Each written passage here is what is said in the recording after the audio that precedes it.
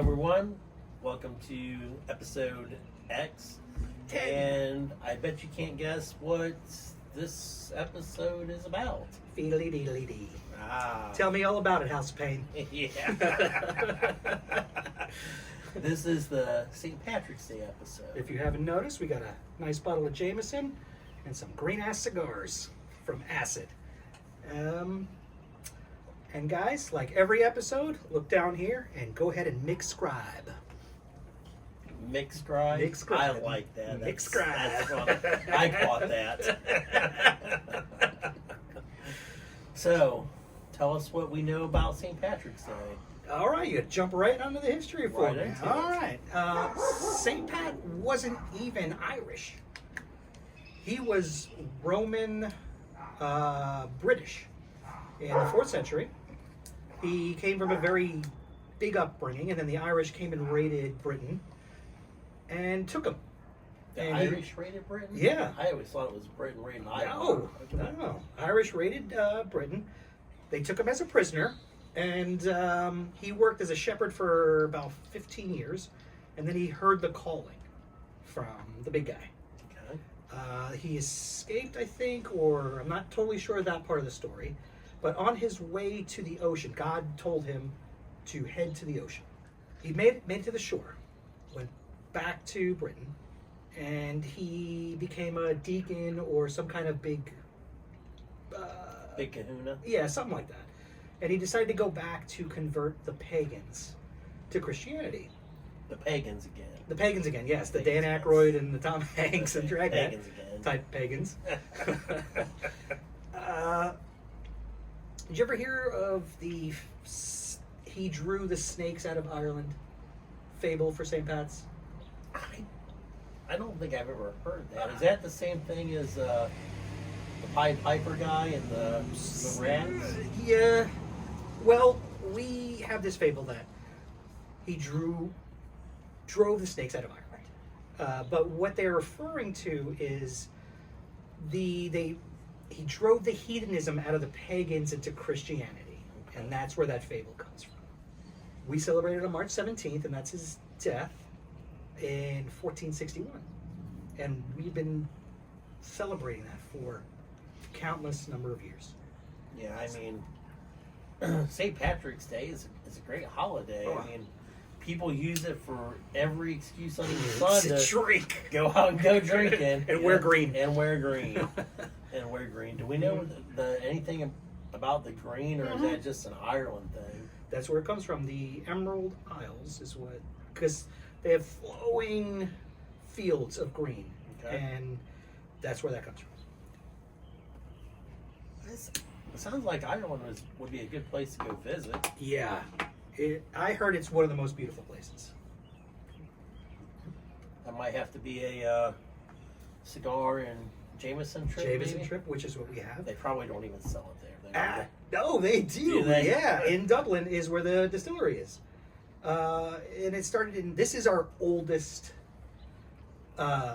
libation we've ever had. It's Really? 1760. Started by John Jameson, and he was a lawyer, and he's like, I'm gonna make a whiskey. And at the turn of the century, they were churning out 1 million gallons, being the #1 distillery, and now they're the #3 biggest single distillery whiskey. So it's a lawyer that decided to start making whiskey. Booze, Is that yeah. so he could, Yeah. when he gave people his price for the service, he could hand them that too, so it wasn't such a shock? Yeah. I would say that's a pretty good pairing. Man. But no, I like it. I've never had it before. It seems It's got something. I mean, you were saying a little before that it's got a kind of a Kahlua taste. it tasted like a little bit of a Kahlua taste. Yeah. Maybe I've just drank so much here lately that everything kind of tastes the same. But yeah, I like it. I think it does pair well with, who is this? Acid? Mhm. Like, Acid's the brand for another Drew Estates Okay. cigar, and it's a Cuba Candela, okay. which is, this is new to us, that kind of style. And the green leaf is, I know I'm like history outing because we're on another holiday. Mm-hmm. The green leaf is when they cure the wrappers, they usually do it for 30 to 45 days. They do this in 3 days, and that's what keeps the green. That would make sense. Yeah. But no, it's got a really good taste to Mhm. it. Yeah. You know, I was actually surprised. Hmm. The acid brand usually cures their filler in these big kind of spice rooms where there's spices and natural oils all over, and that's where we get that kind of India flavor from it. Okay. Very, very nice. Mm-hmm. So what all did you guys ever have any big St. Patrick's Day parades, family gatherings or anything? Growing up, we're an Italian family, but my aunt married an Irishman. Can we still say Irishman? I think Okay. I think you can. And his last name was like super Irish, Sullivan. And so every St. Pat's Day, we would go over there, and my Italian aunt would make this big old corned beef and cabbage. Okay. What's your favorite Irish foods? I know we cover so much foods every time we. You know, I don't know. I mean, I would say I don't know that I've ever had any Irish food. You never had corned beef and cabbage or bangers and mash, which are the sausages, Not that I can think of. shepherd's pie. I know I've never had shepherd's pie. Really? No. So I'm hoping when we Do our big thing. do our thing there on St. Patrick's Day that wherever we are, they have some of those. Oh, they do. We're gonna have a tasting of everything. Right. You get the buckle bottoms out, and this will be your first time in this new tradition that we have. Yes. What'd you do as a family? Well, I think we kept it pretty Irish. We had a lot of family brawls. That count? That totally counts. Are we allowed to say that? But, I don't know. Some of our family, it's the Irish, German. Nobody's really sure. I don't think. There is a lot of red-headed folks in my family. Yeah, a lot of gingers. A lot. There is a lot. Nieces, cousins, nephews. I know it's hard to believe it, but when I had hair It was red. and the sun came out, it became a very, very reddish color. People, back when I had color in my beard, people would have asked me if I was Irish because it had tinges of red in it. But my hair was always like a dark blonde? Dark brown? Strawberry blonde? No, not at all. I grew up, my hair growing up was like platinum. Oh, yeah. And then around 13 or 14, it turned like a dirty brown. Okay. Those are tips for you guys. I don't think we really did anything for St. Patrick's, except for Fighting? fighting. I don't think we did anything. It's funny because you guys fight on St. Pat's, and in an Italian wedding, everybody fights. Oh, yeah. Yeah, there's a brawl at every Italian wedding I've ever been to. But no, I think it's a great tradition. Mhm. It's a big business. It is. Dark beer is very popular, of course, for St. Pat's, and companies spend like 6 months preparing for this holiday, and that's nuts. That it's like a Black Friday for beer people. It would be interesting to see what alcohol sales, beer and everything, how much it shoots up just alone on St. Patrick's Day versus the same day last week. Or Yeah, the month or I whatever, know. how much it goes up. Yeah, how much Guinness is drunken did. Yeah, because they it's a river. Yeah. It turned into a river. For both the beer and the urine. And what is it? Chicago? New It York? is. No, Chicago does the river. And it's put on by the plumbers. It would be the plumbers. Yeah. It would be the plumbers. They were using a phosphorescent kind of something for the sewers, and it bled out into the river, so they decided to use that. But they found out that it was kind of toxic, so they use like a vegetable mixture to do the green. Okay.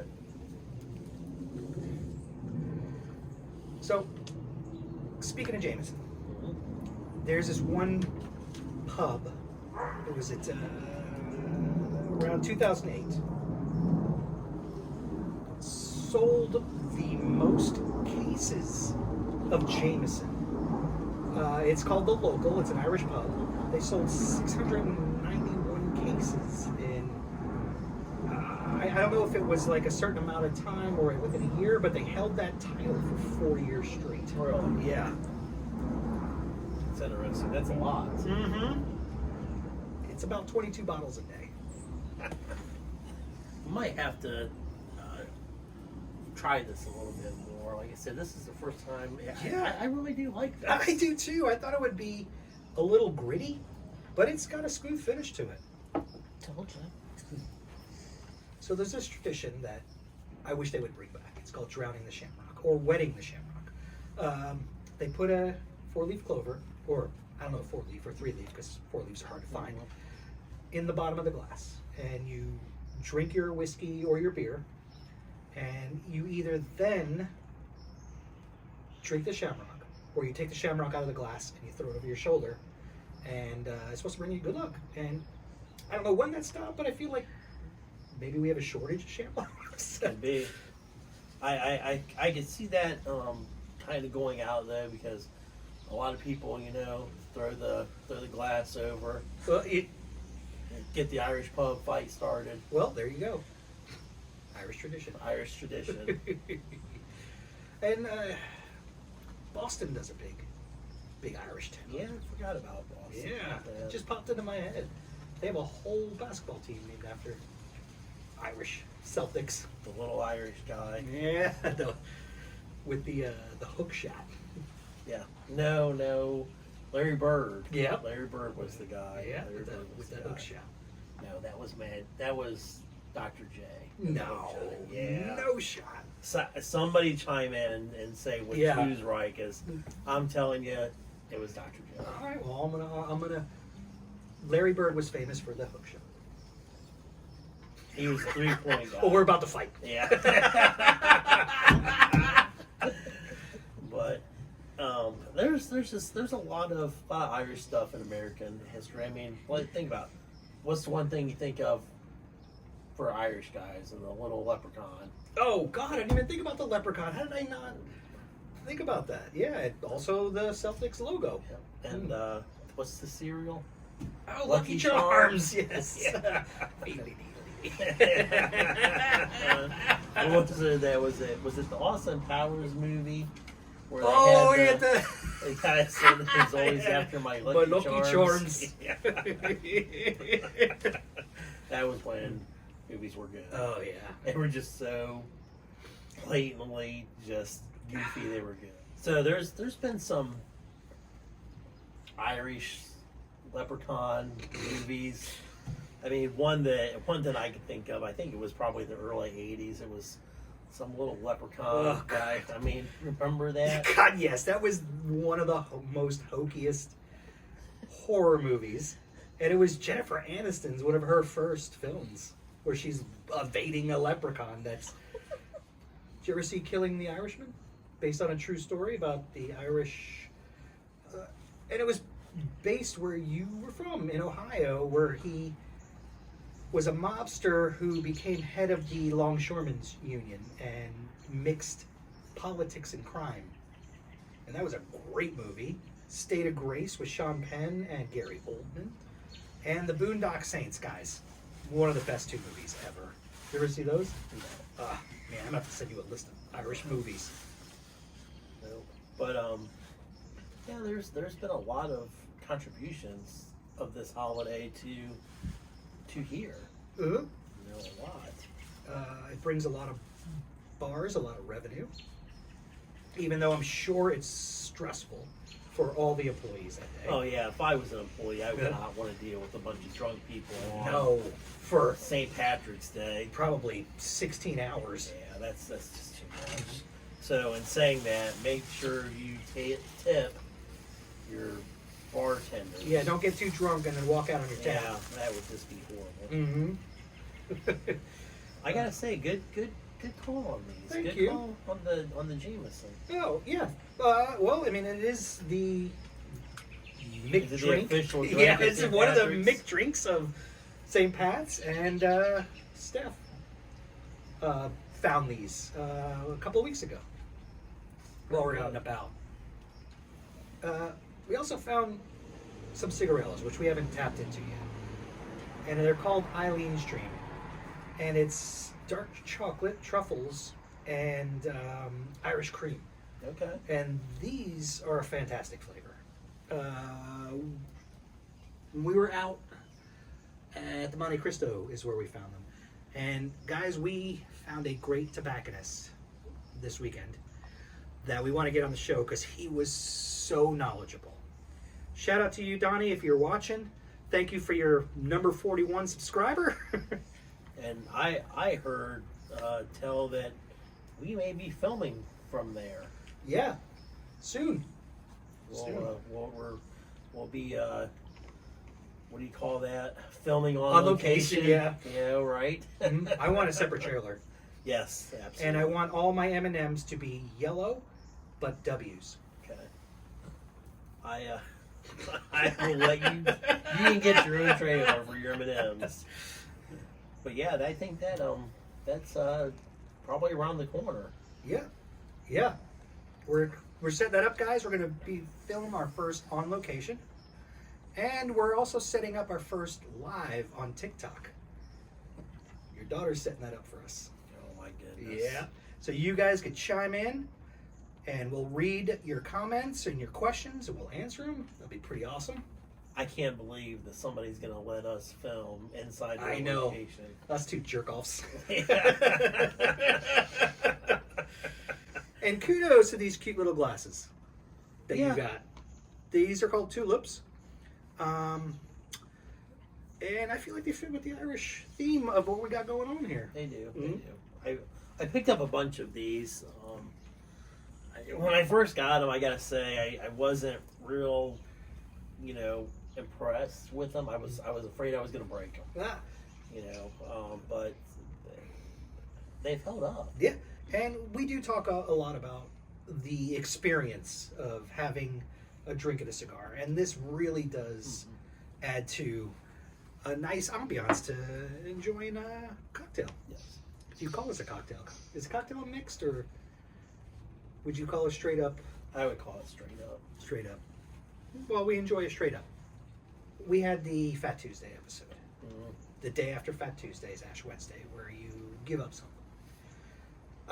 In Ireland, they give a reprieve just for that day in case you gave up booze to consume Booze? Yeah, booze to consume booze, and I think it's acceptable. That would be a good time. Mm-hmm.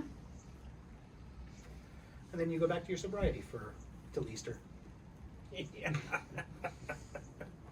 Another fun fact about what makes this Jameson different than other Scotch whiskies, or that's from Scotland. So they use a grain whiskey that is sourced from green Irish barley within a 50-mile radius of the distillery, and then they brew it or distill it in a what is it? Is that a natural gas? In a single pot still, and yes, with natural gas. Okay. And that gives it a distinct flavor from other whiskeys. It's customary for the Irish Prime Minister to either meet or send the President of the United States a glass-filled bowl of shamrocks. That's weird. That's weird. That is weird. What does he do with it? Chucks it over his shoulder. Yeah, for good luck. Especially in our economy. One last stupid little fact. When they were trying to explain to the pagans for Christianity, they would use the three-leaf clover to symbolize the Holy Trinity. That's pretty much uninteresting. That is just a old history fact where you just don't know if it's real or if it's a tale or what. And guys, if we are getting any of these facts wrong, please leave us comments below. We will completely have an episode with any facts that we got wrong, which would be a great episode. I was just thinking that we should actually have that episode. Yeah. How much stuff We got these wrong. two guys talk about that's wrong. Yep. And guys, That might be a couple episodes. yeah, I know we got all of it wrong. And you ready to close this one out? Yep.